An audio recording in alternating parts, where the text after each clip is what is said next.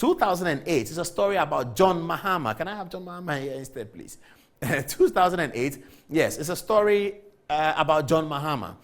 So John Mahama came in, and it was expected that he was going to change the fortunes of the NDC, because everyone believed that Professor Mills versus Nana Akufo-Addo was going to be an easy kill for Akufo-Addo, that Akufo-Addo was going to win the elections. All the international polls projected Akufo-Addo to win the elections until the John Mahama candidacy came up. Now, who is John Dramani Mahama?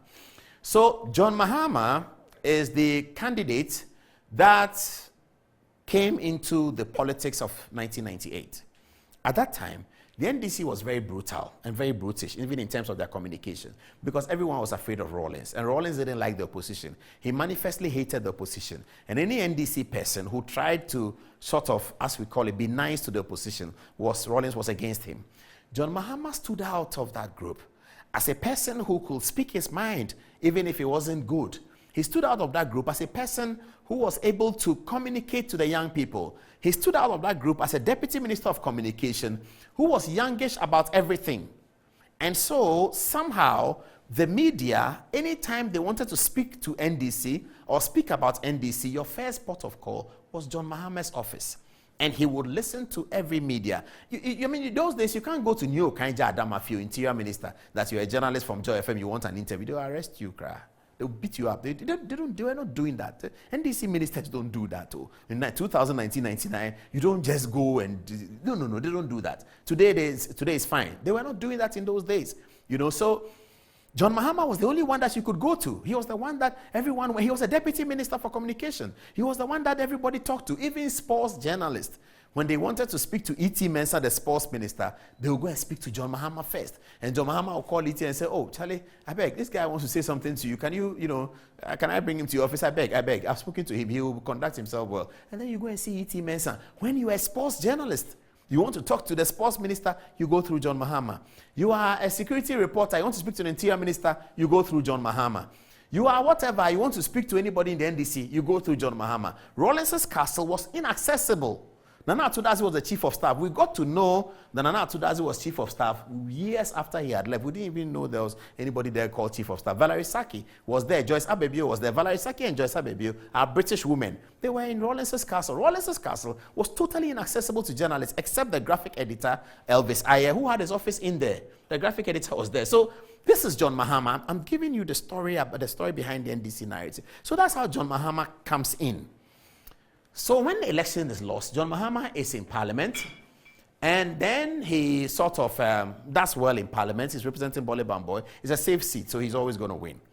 So approaching 2008, some NDC people think that, look, if we really have to break the back of this NDC culture, that we don't like journalists, we are like this, we are brutish, we need somebody on the ticket who demonstrates that. And so forget about Mohamed Mumuni, because Professor Mills was insisting on Mohamed Mumuni. Bring in a John Dramani Mahama. Now, this idea was mooted by not J.J. Rawlings, but the masterminds. Totobi Kwache, Kwame Nahoy, Atoy. They masterminded this analysis and sold it to Professor Mills. Because J.J. at that time wanted a woman. J.J. thought that Betty Moldidrisi would be the best running mate to partner John Mahama to win 2008. To partner Professor Mills to win 2008. Other people thought other things. I remember the famous statement that Mills made after John Mahama had been elected. Mills said that everybody had their camp. There's a Mills camp, and there's a this camp. There's a Rawlings camp, and there's another camp. What about the Mills camp? Mills asked the journalist that question. The Mills camp was animated by the philosophy of Kwame Na and Adom-Otchere and Kwesi Ahoy, and they produced John Mahama as the running mate. Hindsight shows us that it was a good decision. If you look at the results of the 2008 election, it's not a result that you will say that the NDC, as an opposition party, were definitely going to win. No, that's not like that. In fact, the NDC were going to lose. Something happened for the NDC to win. The NDC were going to lose. Let's look at the results again. Put the results there. This is the first round results. 2008, first round. Nana Addo Akufo-Addo. Have a look at that. 49.5%. He was looking for 25,000 votes to win the election as president of Ghana, in spite of everything that had happened. The MPP had lost parliament. Nana Addo Akufo-Addo runs in as 49.5%. Professor J.E.A. Mills, opposition leader, 2 terms in opposition. This is after 8 years of the MPP administration. MPP comes with a new candidate, Professor Mills, lagging behind, 47.6%. That's the election results of 2008 that sometimes the analysts forget. This is how it looked like. Nanado, 49.5%. So this was not an election that NDC were going to win. This is an election that the NDC was going to lose. But something happened. We believe that one of the reasons why Professor Mills rose up to 47% was the running mate, John Mahama, who galvanized the youth, especially in the urban areas in Accra, who was wearing his jeans shirt and talking pidgin English and looked like an affable guy. It was John Mahama that delivered the victory. And that has been the problem of the NDC till now. There's still questions being asked in the NDC who delivered the victory. So the point I'm making here as the author of this analysis is that in 2008, the NDC were not going to win this election. The MPP were going to, Nana Akufo-Addo was going to win this election. The MPP had lost the parliamentary election anyway. They had lost by 2, so they had lost the parliamentary election. President Kufuor tells us later on that this was occasioned by the multiple independent candidates they had. Whatever it was, they had lost the parliamentary election. NDC had won the parliamentary election. But this was the presidential results, 49.5% for the candidate looking for a 3rd term and 47.6%. So this was very obvious that the NDC was not going to win this election. Anyway, so that 2008 goes away. John Mahama becomes, and then let's get to 2012 as we begin to run through to wrap up. So 2012 comes in, and then Professor Mills unfortunately passes. We're not going to show that. We don't want to remember that. May he rest in peace. Darling professor, great guy, Professor Mills passes. No, 2008. Sorry, let's get back to 2008. 2008, Professor Mills wins the election and becomes president. Professor Mills' presidency is challenged with many things. It's part of the NDC history. But one of the important things that challenges Professor Mills' presidency really and threatens to make Professor Mills a 1-term president is this huge allegation of corruption. That's this big allegation of corruption is what really punctuates Professor Mills' presidency. It comes out of Public Accounts Committee. That's one of the things that makes Kennedy Japan very popular because it talks about it. And it was really threatening in the middle of Professor Mills' administration that this was going to bring Mills down. I had the occasion to ask Professor Mills a question at the press conference in the castle about the Woyome matter. This is what he said. I report for Metro TV. Mr. President, permit me to return to the Alfred Woyome matter. Okay. And I would like some education from you. It is said that your Attorney General, your principal legal advisor, has a writ in court seeking to set aside a judgment that Mr. Woyome benefited from. And you have also directed Yoko to have a look at the matter. Is there not a conflict of the 2 actions as the Attorney General is your principal legal advisor? And do you share the view of the Attorney General that this judgment has to be set aside? Thank you. Well, I do not blame the people of Ghana for being concerned about this case. Indeed, all of us are yearning for the time when all the facts will be made available. That is the reason why I have referred the matter to Yoko. When Yoko submits a report, I can assure you that whatever action has to be taken will be taken. President does not have the power to ask his minister to make any payment except what is approved in the budget. And of course, when you have a judgment debt, these are paid as a matter of course. So if you have a judgment from a competent court, the Minister of Finance does not have to seek the President's permission to pay. Indeed, if he decides not to pay, to decide to delay, the person, the complainant, can take the matter back to court. But my brothers and sisters, Atta Mills has been Commissioner of Internal Revenue for 8.5 years. I know how the revenue agencies struggle to get the money for the good people of this country. I have been vice president, and I've been president for 3 years. I know it is criminal, irresponsible, the height of naivety for a president to call his Minister of Finance and say, pay this man this. I don't know where it is then. Perhaps those who are accusing me of having giving directives to the Minister of Finance to pay this amount, perhaps they know something which I don't know. So that was the main thing that punctuated Professor Mills's regime, that threatened that he could be a one-term government, because all over the country, the PR work had gone heavily against Professor Mills, heavily against Alfred. Songs were made about it. Woyo me, Dagantuan, Wanchin Di Martin Amidu had resigned from as Attorney General because of that. This was going to crash the Mills' second-term ambition. It's almost certainly. And then, unfortunately, Professor Mills passes. Okay. And then, according to the Constitution, John Mahama is sworn in. So don't forget the story I said about John Mahama. So this, our same darling John Mahama, now becomes president in the most dramatic of circumstances. The first time in the history of Ghana, president dies. And then on 24 July 2012, 6 months to the voting day, Professor Mills is already the NDC candidate, having been elected in March at an NDC Congress as the NDC candidate. John Mahama would be the NDC running mate. Now, John Mahama becomes a president. So what's the challenge? The challenge here is that, where are the cadres? Are the cadres going to pop up again and say that, hey, this time is our time. Let's have a real Congress to determine who the NDC people want to succeed Professor Mills? The masterminds come in again. Put their photograph there. Ato Ahoy, Kwame Ahoy, Totobi Kwachi, Kwesi Ahoy. This time including Captain Chikata. These are the masterminds. They come in here and they design what should happen after their good friend Professor Mills has died. Now, these masterminds do not have a particularly exciting relationship with John Mahama. No, they don't. They don't have a particularly exciting relationship with John Mahama. There are, in fact, rumors that during the term of Professor Mills, some of these people wanted John Mahama out of office as vice president, and in his place, Kwesi Ahoy was going to be. There are rumors. It's not captured in any of the books, but there are rumors that these people did not quite like John Mahama. And so, as Professor Mills passes, the political scientists and watchers are observing what's going to happen between the masterminds of the Mills administration, who control the real power, together with now Professor Mills's brother, what's his name, Cadman.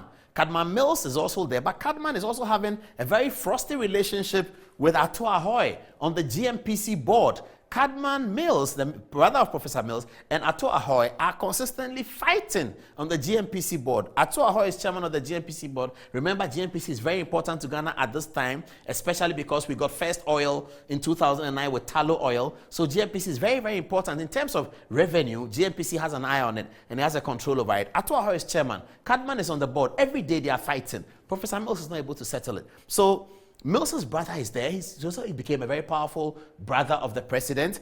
The Ahoy brothers are there. Suddenly, Mills is dead. John Mahama has come. Is John Mahama going to come with his own men? Is John Mahama going to submit himself to them? What is John Mahama going to do? So John Mahama takes a very first important decision, the wisest that I have seen any president do in Africa. The first announcement John Mahama makes is that I'm not going to change anything until the election. So July 24th, he takes over. July 25, he announces all ministers stay in place, all MMDC stay in place, everybody stay in place. I'm changing nothing until we go to election. Those who have power continue to have power. Those who have ministerial job, you have it. Deputy minister, you have it. Everything is the same. I'm not changing anything. Let's move together, campaign, and win December 2012. That was John Mahama's message. And if John Mahama is popular in the NDC today, it is because of that message. Telling you for free, because he was able to win the Mills loyalists, Elvis Efree, Ankara, and all of these people. You know, how do I call it? Revolutionary Mills loyalist, Elvis Ankara. You can't find a Mills loyalist better than Elvis Ankara. Even Koko Anyidoho falls into line at that time. Koko Anyidoho has to find his time to fight John Mahama because he has a penchant, an anger boiling in him for John Mahama. Koko Anyidoho does. So, but he's not able to express that anger against John Mahama in 2012. No way, because John Mahama has taken decisions that has gotten him to sit on top of the party with a united party behind him to fight election 2012. These were very important. There's another person very important in it that John Mahama courted, for which reason John Mahama became. He's called Mr. P.V. Obeng. They'll put up his photograph there. P.V. Obeng had become sort of not very cozy with Rawlings at this time, even though he and Rawlings had a very good relationship. But PV Obi is not cozy with Rawlings at this time. Rawlings was not cozy with Mills. PV was good with Mills. PV is a very powerful person that Ahoy people thoroughly respect. At this time, everybody in the party sees PV as a kind of godfather. John Mahama is clever. He goes quietly and he gets PV Obi on his side. PV Obi agrees that John Mahama should be the leader. So then comes the question, who is John Mahama going to elect as his running mate? People start talking. Who should John Mahama elect? Even me, small people like me, I write an article in the graphic about John Mahama's running mate. I'll share on the Facebook page so that you can read it. In 2012, it got wide publicity. Later on, Joy FM called me for an interview about it. So I write about who is John Mahama going to choose as his running mate. So everybody is talking about it. John Mahama must make a choice for running mate that is about Mills. Fact of the matter, 29 years of NDC history, we are giving it to you. John Mahama, at this time, he has to make a choice that is about Mills, because the Mills people are still in power. The Ahoys are still in power. He has courted PV Obi on his side, so he has a backbone. But the people who are controlling affairs are the Mills people. So you don't choose a running mate that's a Rawlings person. No way, they're not going to accept it. You can't bring a running mate that is representing J.J. Rawlings. No, nobody's going to accept it. Because the Mills people are in power. The Mills people have by this time already dethroned Nana Akufo-Addo Rawlings. Remember? In 2011, there's a congress in Sunyani, another part of the NDC history that I left out, where the former First Lady is contesting Professor Mills. It's a long history. I can't do all in 31 hours, so I left that out. But because they defeated Mrs. Rawlings abysmally, Mrs. Rawlings' performance was just abysmal. You can't see anything beyond that. 3% of the vote, something like that. Because they defeated her, they have by this time removed her from the power center of the NDC, even though JJ is still alive and JJ is still talking. So John Mahama must make a choice about Mills. Who does he pick? Mills's choice for the Bank of Ghana. Pakwesi Misata, one of the closest allies to Mills. Pakwesi is here. They'll put this. Okay, Pakwesi is on the screen now. You can see him. So John Mahama goes for Pakwesi.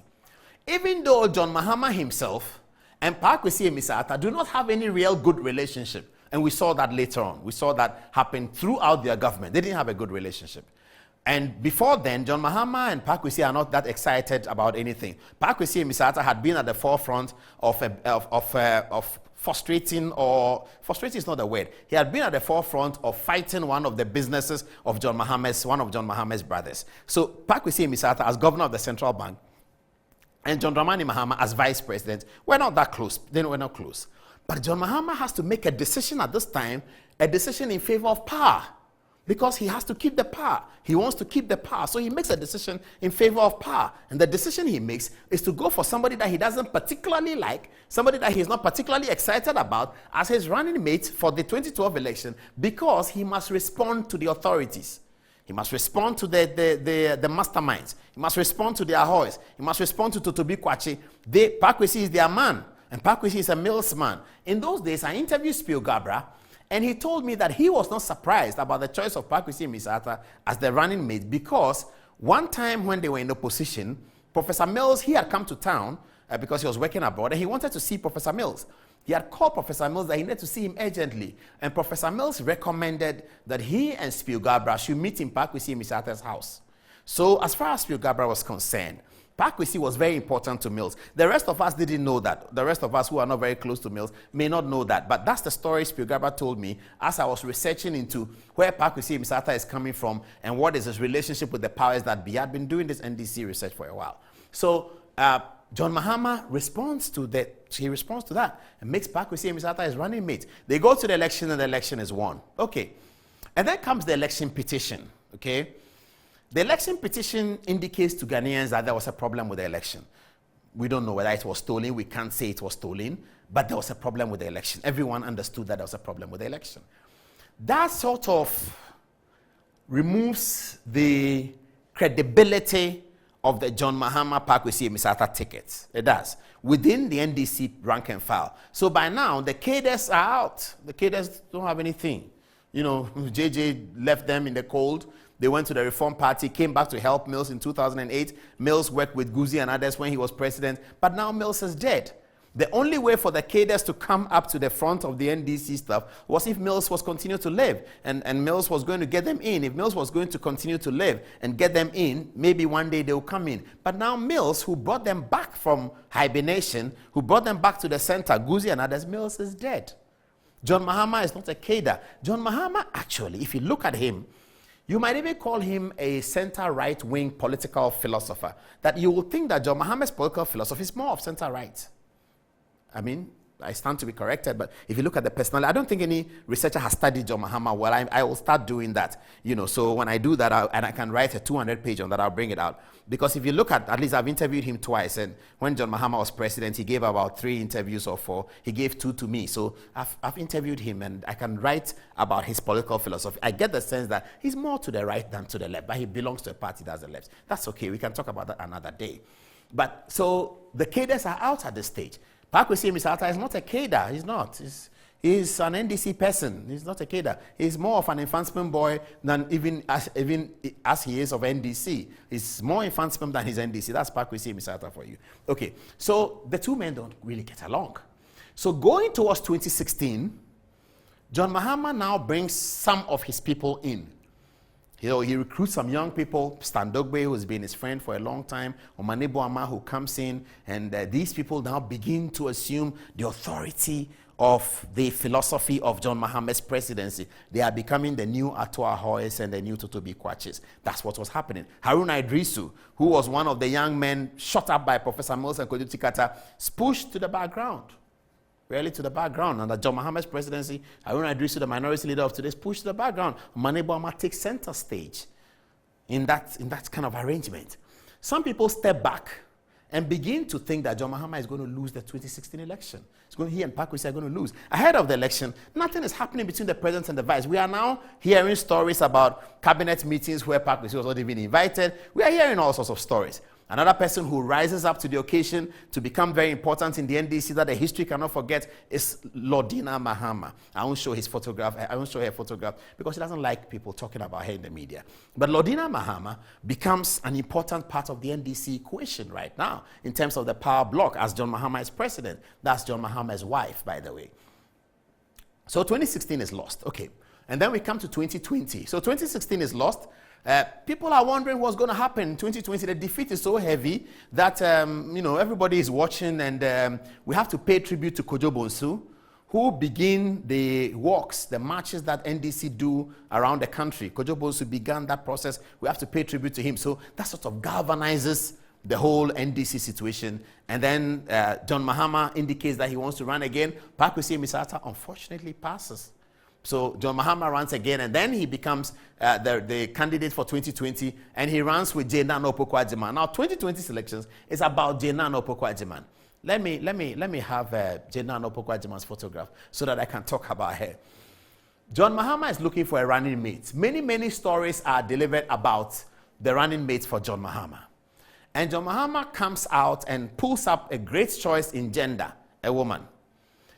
But this woman is also the former minister for education for John Dramani Mahama. Education is going into the election as one of the battlegrounds between the MPP and the NDC. The MPP are going to claim themselves as the education godfathers of Ghana, and they're going to sell themselves as that. The NDC also presented a candidate that seems to have education. I was surprised because the education battle cannot be won by the NDC. Even today, it's going to be very difficult. It's going to be almost impossible for the NDC to be thought of as the education champions as against Nana Akufo-Addo. That's not going to happen because Nana Akufo-Addo has run on this education trajectory since 2008. And all the time that he ran on the education trajectory, it was believed that he was unable to achieve it. In fact, that's what the NDC said, that it's not possible for him to achieve it. It's a campaign gimmick. He comes into power and he achieves it. Be that as it may, that the education is not working or whatever criticism they have, 1.2 million Ghanaians have been educated who couldn't have been educated in the status quo establishment, the status quo principle of paying school fees. So I was surprised as an analyst that if I were advising John Mahama, the only concern I'll have about Jenan Opoku-Agyeman is that how are we going to push the education agenda? Because education is going to be a battleground for the election. And you have a former education minister, they are going to talk about education. Are we going to present her so that Napo will say that she cuts nurses' allowance, and she cuts chalk, and she cut this, she cut that? That's what happened at the election. So at the end of the day, the 500,000 votes on education mattered. And I believe that this election was lost to the NDC because of the appearance of a former education minister. I'm not saying because of the appearance of Jenan or Pokwajiman. I'm saying that because of the appearance of anybody who was a former education minister preceding Nana Akufo-Addo's administration in 2017. Any person who was an education minister preceding Nana Akufo-Addo's administration was going to lose the election. I can say the same of 2000. Now, in 2000 when Kufuor came, he was credited with an economic renaissance of the country, from HIPIC and all of that, an economic renaissance of the country. If an election was going to be fought in 2008, anybody who represented the economy preceding Kufuor was going to be a bad choice, because people were congratulating Kufuor for the economy. Kufuor was touting his numbers for the economy. So if that is Kufuor's strength, you don't go and bring somebody who was preceding the rise, the renaissance. You can't do that. And that's what John Mahama did in 2016. He brought in somebody who was education minister before the education renaissance. That's never going to work. That's why in her home region, Nana Akufo-Addo defeated the NDC. That's the reason. Because it doesn't work like that in politics. NPP have come, they are talking education. You bring a running mate who was before the renaissance of education. How is he going to compete with the strongest points? They didn't work. Okay, so that's why 2020 didn't work. Let's get to 2024, and then I'll end it here.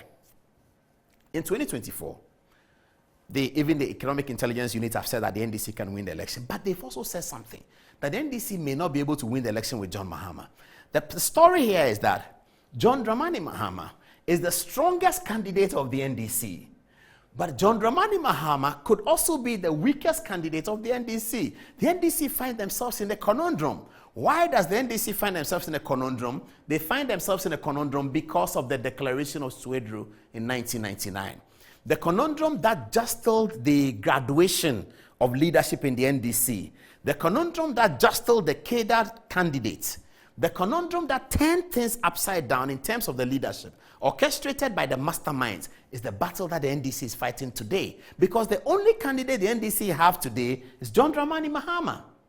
John Dramani Mahama is the best candidate for the NDC. John Dramani Mahama could also be the worst candidate for the NDC. Why is he the best candidate for the NDC? And then we end. Why is he the best candidate for the NDC? He is the best candidate for the NDC because he's the best known person. He ran 2020, moved from 44 to 47%. So he's an improvement. Every Ghanaian knows him. If you're talking about name recognition, whoever the MPP bring, whether they bring Dr. Baumia, or they bring Alan Martin, or they bring Dr. Owusu Efriye, the Agric minister, that person has never been on the ballot. This will be John Mahama's fourth time on the ballot. In terms of publicity, everybody knows him. Now in Ghana, that works. I'll tell you how that doesn't work for John Mahama. In Ghana, that works because we have seen Professor Mills rise from 3 terms and win the election. That is to say, contest the election 3 times and win it. We have seen Nana Akufo-Addo contest the election 3 times and win it. So you can say something about Ghanaian culture, that if you contest the presidential election, stay focused on it and win a few times and do it a few times, you might win. John Mahama is doing it a few times, but the difference with John Mahama is that he is a known quantity. He is not one of the Professor Mills or the Akufo-Addo who has never been. Akufo-Addo was a minister before. Professor Mills was nothing. He was running for president. He's not like that. He's a known quantity. So as soon as he's a known quantity, he cannot promise. He cannot have freshness, the freshness that the opposition candidate needs. John Mahama doesn't have it. There's no freshness about John Mahama. What is about John Mahama is Sankofa. So for John Mahama to win the election, the system must be so bad that in comparing it to John Mahama's time, it was better. That's how John Mahama can win an election. The existing system must be so bad that comparing it to John Mahama's time, it was better. John Mahama cannot ride on promises. Dr. Baumia can ride on promises. Dr. Baumia can come in today, win the election, say, I'll do this, I'll do that, I'll do that. Alan Martin can ride on promises. John Mahama cannot ride on promises. John Mahama must ride on a collapsing system that is worse than his time. It is in those circumstances that John Mahama is the worst candidate for the NDC. But in other circumstances, John Mahama is the best candidate for the NDC. The NDC don't have anybody. Anybody the NDC brings, I can assure you, any candidate the NDC brings, that's not John Mahama, that person is not going to be able to develop himself to the point where he can win an election unless a miracle happens. And I make exception for miracles. Yes, I'm a Christian, I believe in miracles. So miracles can happen. But on the analysis for me as a political scientist, any other person that the NDC brings, Guzitano, Spielgabra, they will all have to build the momentum. Only John Mahama can come today and win in 2024. But it is also John Mahama about whom there could be problem. Our story is ended. Give us the NDC anthem again. We shorten it. Our story is ended. 29 years of the NDC celebration. Congratulations, NDC. Live forever.